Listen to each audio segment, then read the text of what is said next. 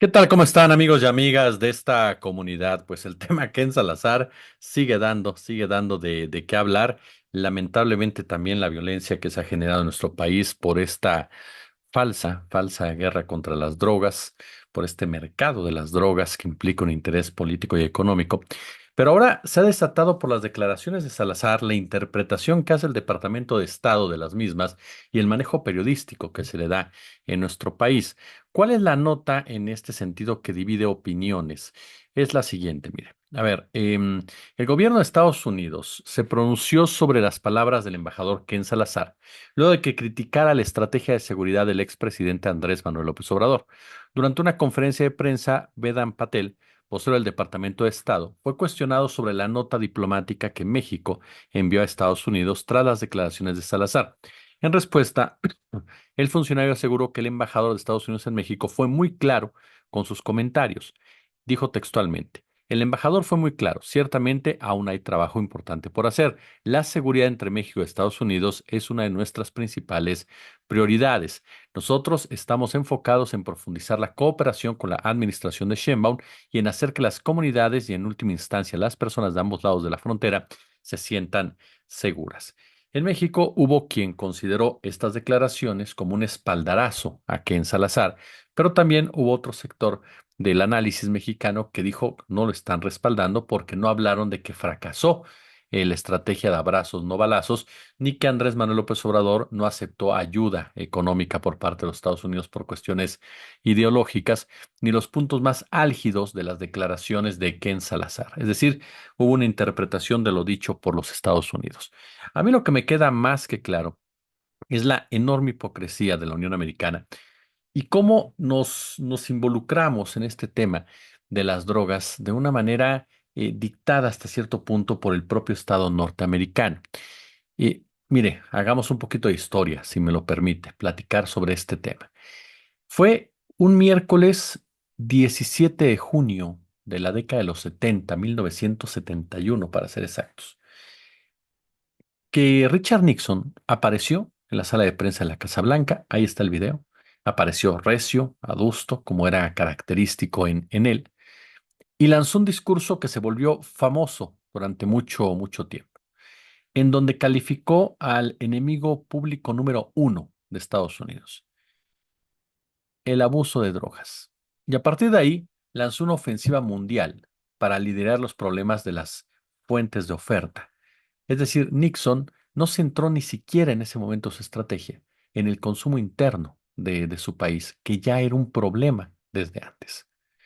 Nixon se fue directamente con los países que producían las diversas drogas, porque esto le iba a dar pie para el intervencionismo en esas naciones.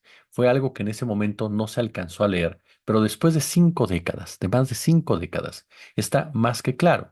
Incluso ya lo compartíamos en otra oportunidad, si usted no mal recuerda, lo dicho por gente del gobierno de Nixon, quien abiertamente señaló que inundaron las calles de Harlem, por ejemplo, de heroína, de crack, es decir, crearon una crisis de adicción para poder detener y minar a los líderes de las Panteras Negras, que eran un movimiento social que exigía, por supuesto, el respeto, la igualdad, es decir, que luchaba a favor de derechos civiles, que inundaron sectores claves de aquellas colonias, de aquellos lugares en Estados Unidos, de gente que estaba en contra de la guerra de Vietnam, a los que ellos definían como hippies. A los activistas les gustaba fumar marihuana y entonces para los Estados Unidos fue muy fácil detener a cada uno de ellos. Las drogas utilizadas de una manera política. Estados Unidos, hagamos un ejercicio. Si Estados Unidos pretendía mejorar la salud de los estadounidenses, un fracaso, un fracaso completamente, estrepitoso, si me dejan llamarlo así. En el 70, las muertes por sobredosis alcanzaban a uno de cada 100.000 estadounidenses, uno de cada 100.000. A finales del siglo XX, esta incidencia se había multiplicado por 6. Bueno, fíjese cómo vamos. En 2019, no hace mucho, las muertes superaban las 20 cada 100.000. Estados Unidos llegó a la epidemia del fentanilo hace unos años, luego de haber invertido durante medio siglo entre $1 trillón y 640.000 millones en todo el mundo. Y aún así, le pegó la crisis del fentanilo. ¿Por qué? Este movimiento geopolítico contra las drogas quiso frenar el uso, ¿no?, de las mismas. Incluso yo recuerdo cuando Naciones Unidas llegó a ponerse como objetivo terminar con los cultivos en más de 100 años de convenciones internacionales contra las drogas. Otro fracaso, otra vergüenza. Vuelvo a preguntar, ¿por qué? Entre 2009 y 2017, el uso de sustancias aumentó un tercio. Por lo menos 300 millones de personas usan anualmente alguna sustancia de tráfico ilícito. El precio ha bajado sustancialmente desde entonces. Las muertes por sobredosis o el uso abusivo crecieron exponencialmente. Alguien está ganando.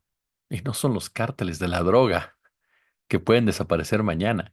No son los capos que caen cada 5 años, con excepciones por ahí de algunos. Uno de los principales objetivos de Estados Unidos desde el principio, y aquí entró esta relación entre México y Estados Unidos, eh, con el pretexto del uso de las drogas para crear estados criminales, fue México. Ajá, uno de sus principales objetivos, particularmente en los 70, aun y cuando en un momento más le platico lo que sucedió en los 50, pero en los 70, el contrabando de cannabis y de opiáceos a través de la frontera sur de los Estados Unidos se consolidaba.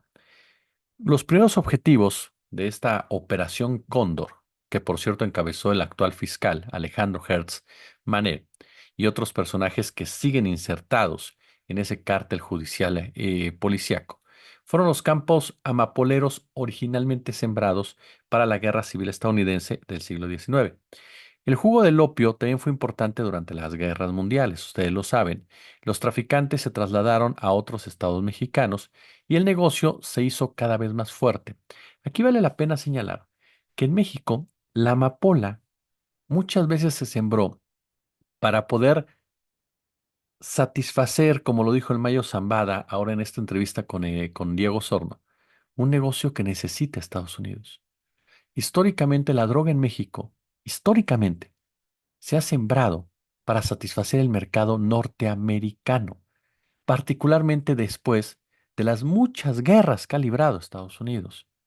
Por ejemplo, antes de pasar con esto de los setentas, en 1950, en Badiraguato, Estados Unidos, se ha cortado mucho la historia de este chino que estaba ahí, que se cambió el apellido a Amarilla y que fue el creador de todo tipo de negocio.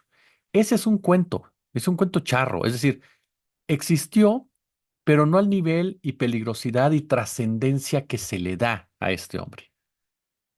Fue el gobierno de Estados Unidos y el gobierno mexicano en esa década de los 50, cuando el gobierno mexicano ya ha industrializado el país de la mano de capos mafiosos de la Unión Americana, y no Lucky Luciano, no, los capos políticos mafiosos de Estados Unidos, cuando se ubicaron en Sinaloa, Badiraguato particularmente, y descubrieron que ahí se sembraba mucha amapola. Y esa amapola la llevaron a Estados Unidos sin broncas, con total permiso, como si fueran tomates, porque había que suministrársela a la gente que llegaba de la guerra de Corea. ¿Se da cuenta siempre ese vínculo?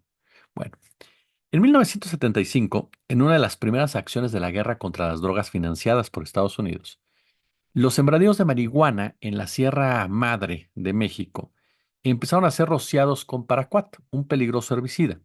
Los contrabandistas igual movieron la flor con el agroquímico para traficantes que la vendían en Estados Unidos.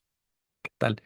3 años después, la Universidad de Mississippi analizó decenas de muestras confiscadas en California, en Arizona, en Texas, y un tercio presentaban concentraciones elevadas de paraquat. Usuarios, congresistas, medios, médicos advirtieron del daño pulmonar que podían causarlos a los consumidores. Es decir, tragar apenas media onza de paraquat era básicamente un suicidio, según se dijo en esa época.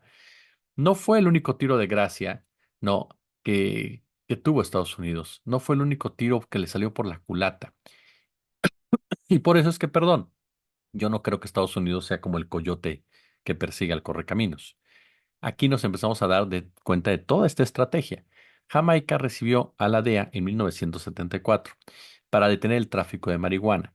Aunque el contrabando paró, sí paró sostenidamente, de repente, ¿qué cree? Otros países del Caribe empezaron a cosechar. Es decir, como en México el mercado se mudó de estado. Si en México pasó de Sinaloa a Guadalajara, pues aquí pasó de Jamaica a otros países. Bueno, Colombia comenzó la llamada bonanza marimbera. ¿Para abastecer a quién? a Estados Unidos. Y ese fue el germen de los cárteles de Cali y Medellín. Cuando estos clanes cayeron, se multiplicaron otros que dieron nacimiento al Imperio Mexicano. ¿De verdad vamos a creer que Estados Unidos siempre perdía? ¿De verdad vamos a creer que Estados Unidos eh, se dejaba llevar por esto? Es decir, llevamos a un lado, nos atacan por el otro y todo termina en nuestro territorio y no sabemos qué hacer. En 1970, un grupo criminal prácticamente monopolizaba el tránsito global de cocaína y heroína, la llamada Mafia Corsa, que operó desde 1937 en Marsella. Movían opiáceos de Turquía vía Francia y cocaína desde Perú y Chile a Estados Unidos. Fue desmantelada a principios de los 60 en decenas de países. Todo el mundo festejó la caída de la Mafia Corsa, pero ¿qué cree? El negocio siguió igual, exactamente igual, solo se reconfiguró. El fenómeno del narcotráfico está determinado por el lenguaje, en muchos sentidos, y sobre todo en el que el gobierno, primero el de los Estados Unidos y luego los que hemos tenido, utiliza una forma de encuadrar el fenómeno y a partir de ahí despliega una política de Estado militarista con fines políticos específicos, lo que tiene muy poco que ver con el combate al narcotráfico.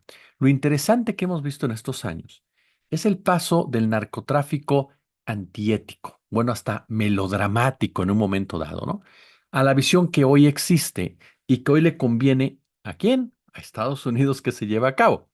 El desafío al Estado, el desafío al gobierno, el que penetra las esferas del poder, el que lleva a cabo incluso actos terroristas. El gobierno de Barack Obama llamó a los cárteles mexicanos de la droga la única gran amenaza del crimen organizado de Estados Unidos. Pero, señor Obama, ¿por qué los cárteles luchan entre ellos con armas norteamericanas y de uso exclusivo del ejército? ¿Será porque el ATF, una de sus agencias estrella, pasó miles de estas en la llamada Rápido y Furioso, que nos quisieron hacer creer que las pasaron para localizarlas? Dijimos todos, excelente idea. Tú siembras las armas, las compran y sabemos quién las tiene. Y que se les pierden a Estados Unidos. Se les perdieron. Así como brincaban de un lado a otro los campos de coca, mota y todo, y seguía el tráfico y Estados Unidos no lo podía parar. Aquí se les perdieron las armas. ¿Qué le parece? Se ha vivido un performance político producido por Estados Unidos, dirigido por gobiernos como los que hemos tenido en México y actuado por los ejércitos y las policías. El narcotráfico es hijo de la política, así de claro. En América Latina está vinculado de forma insoslayable, por ejemplo, con la cocaína, una droga cuya producción y comercialización es propia. ¿Cuál es el desarrollo de la cocaína? Con fines médicos se produce en Lima, fíjese bien, con fines médicos desde el siglo XIX por parte de un médico francés. De repente la compañía Merck jugó un papel fundamental porque empezó a comercializar la droga medicinal en Europa. En Estados Unidos también se generó una potente demanda empujada fundamentalmente ¿por quién? Por la Coca-Cola Company, que le incluyó en su proceso de elaboración. Es decir, las grandes empresas contaminaron los mercados con droga, legalmente hablando. El narcotráfico de cocaína surge en los años 50 en Chile, de la mano de familias de emigrantes turcos, y el tráfico se realizaba vía Cuba, hasta la llegada de Fidel Castro. Fidel Castro que impone una prohibición muy estricta a esta actividad. ¿Y qué pasa? Que resulta que Fidel Castro es el enemigo público número uno de Estados Unidos.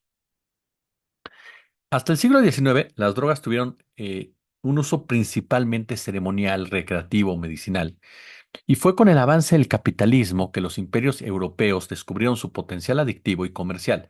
El imperio británico, por ejemplo, inició el uso de las drogas con fines militares y comerciales en las denominadas guerras de opio contra China. ¿Cuáles fueron estas guerras? Porque me han pedido que luego les explique. De forma deliberada, el Imperio Británico comenzó a introducir en China enormes cantidades de opio producido en las zonas bajo su control, principalmente la India, logrando por supuesto la legalización de su consumo más o menos por ahí de 1836. Gracias a esto, Gran Bretaña logró equilibrar en algo su balanza de pagos con China y de esta manera extraer grandes cantidades de capitales de la dinastía Qing. Sin embargo, China, al darse cuenta de esta situación, rechazó y prohibió el comercio de opio, desatándose las guerras de opio. Gran Bretaña, usando como excusa la libertad de mercado, envió su flota de guerra que finalmente resultó vencedora. Como consecuencia de ello, se firmó el Tratado de Nankín, en el que se obliga a China al libre comercio con Inglaterra a través de 5 puertos, así como la cesión de Hong Kong durante 150 años, iniciándose lo que se conoció como el siglo de humillación. Esta derrota que cree que permitió, ya lo habíamos hablado el otro día, la consolidación del occidente actual, de la potencia occidental, uso de drogas, economía y guerra. Estados Unidos, Francia y Rusia le imponen a China el tratado, tratados desiguales, que la hundieron en una situación de dependencia respecto a los imperios occidentales. Las consecuencias a nivel social fueron devastadoras en China, déjeme decirle. Para 1948, 70 millones de chinos eran usuarios regulares de opio, es decir, les invadieron la sociedad para controlarlos también. Hacia la década del 20, el alcoholismo se convirtió en un serio problema para la clase trabajadora norteamericana, ¿está de acuerdo? Está golpeada por el terrorismo patronal, por las difíciles condiciones de vida. Al mismo tiempo, el acelerado consumo de opio en las clases dominantes se tornó preocupante. Y como medida para enfrentar ambas situaciones, se decretó en Estados Unidos la ley seca o la prohibición, como usted quiera, la que acabó siendo el mejor aliado para el surgimiento de millonarias mafias, sentando el precedente de que la ilegalidad, pues realmente era lo que beneficiaba a estos negocios. El tema es que mucha gente sí nos contaron de Al Capone, nos contaron de Lucky Luciano, nos contaron de muchísimos capos, pero resulta que los grandes ganadores con la venta del alcohol, pues eran grandes empresarios grandotes que después resultó que tenían empresas enormes, ¿no? Y que cuando se legalizó todo pusieron fábricas impresionantes de alcohol. El opio que había conquistado China y el alcohol escocés canadiense comenzaron a ser introducidos por las mafias británicas aliadas con las mafias norteamericanas. El negocio rápidamente rindió sus frutos y se generó toda una red de negocios legales e ilegales, casinos, prostíbulos, bares, restaurantes, locales, locales deportivos, todo para potenciar el negocio central y servir de soporte para el lavado de dinero. El poder de las mafias corrompió a la institucionalidad norteamericana, a las organizaciones sindicales, Jimmy Hoffa el mejor ejemplo de ello, operando contra movimientos populares, por ejemplo, a través de los funcionarios policíacos comprados o a través de grupos parapolicíacos o paramilitares. ¿Le recuerdan algo? México-Colombia, por ejemplo. Bueno, la crisis de 1929 supuso un cambio de la política norteamericana hacia las drogas, la necesidad de aumentar las recaudaciones vía impuestos, la presión de las grandes fortunas por abrir el negocio del alcohol y la necesidad de arrebatar a los británicos el comercio mundial de drogas, impulsaron al gobierno de Roosevelt a suspender la ley seca, pero las mafias obviamente estaban instaladas ya en el poder. El keynesianismo, sobre todo después de 1945, masifica la industria del alcohol y de las drogas químicas vendidas como medicamentos. Estados Unidos, convertido hoy en el mayor narcotraficante y consumidor de drogas en el mundo, sigue llevando a cabo esta guerra contra las drogas de una forma mucho más brutal, que lejos de acabar con el narcotráfico, la ayuda norteamericana que tanto presume el señor Ken Salazar solo ha significado más muertos, más militarización y más control sobre la población en cualquier lado donde se para. Los ejemplos son muchos. El pretexto de la lucha contra el narcotráfico le ha permitido a los Estados Unidos invadir Panamá, imponer bases militares y militarizar países, Colombia, México, Paraguay, Perú, presencia de la DEA y el FBI, por ejemplo, atacar a movimientos populares, lo que pasó con los cocaleros en Bolivia, destruir cultivos para el beneficio de las transnacionales del agronegocio, deslegitimar a líderes populares, Evo Morales, Hugo Chávez, Andrés Manuel López Obrador, masacrar pueblos, como pasó en Colombia, como pasa en México, como pasa en El Salvador. El uso de las drogas para enajenar e introducir la violencia en los barrios latinoamericanos, la militarización de nuestras sociedades con la excusa del combate al narcotráfico y la violencia narcoparamilitar para combatir al movimiento popular, esa es la cooperación y ayuda de Estados Unidos. El crimen organizado es parte consustancial, y esto lo hemos dicho ya, de los procesos de acumulación de capital y a su vez se engarza con mecanismos de desposesión y despojo, así como con la triple explotación, la que recae sobre la naturaleza, la clase trabajadora y sobre la mujer. Ello obviamente se eslabona y paralelamente reproduce una descomposición del tejido social que incrementa exponencialmente la vulnerabilidad de las sociedades y también, por supuesto, de los individuos. Más aún, el crimen organizado es parte de las estructuras de poder, riqueza, dominación, funge a su vez como una especie de dispositivo de segregación, de control social que recae sobre comunidades enteras, familias e individuos, mostrando su rostro más lacerante a través de la violencia. En principio, México es una sociedad rota en muchos sentidos por esto que hemos vivido durante décadas, desfondada, desilvanada por la ancestral desigualdad. Y ello lo expone obviamente a mayores espirales de violencia criminal, enraizados en una guerra social clasista que fue fundamentada en la exclusión, en el exterminio de los pobres. Y a medida de que se recrudece esta violencia, ¿no? En pocas palabras, que es algo que no podemos dejar de lado, se afianza lo que es la estratificación social y abona la consolidación de estructuras del poder, de riqueza, por supuesto, que prescinden de amplios sectores de la población. El complemento perfecto de ello es el socavamiento de la ley, la erosión del espacio público y la privatización del Estado. ¿Quiénes proponen esto? Los neoliberales, los mismos neoliberales que son respaldados siempre ¿de dónde? De Estados Unidos. El crimen organizado, desde el narcotráfico hasta la extorsión, el secuestro, el cobro de derecho de piso, el robo de hidrocarburos, la piratería de audio, video, ropa, el tráfico de armas, por supuesto, de migrantes, la prostitución, la trata de personas, es un negocio, es un negocio y es un mecanismo que coadyuva a la construcción de estructuras de poder, de dominación, de acumulación de capital. Y este negocio tiene resortes, tiene ramificaciones transnacionales que con mucho desbordan las fronteras y los alcances y jurisdicciones del Estado-nación. Como negocio, lo mismo amalgama actividades formales que actividades ilícitas y a su vez se vertebra con las redes financieras globales, cuyos agentes son los principales beneficiarios en Europa y en donde cree, en el país que quiere cooperar con nosotros siempre, con Estados Unidos.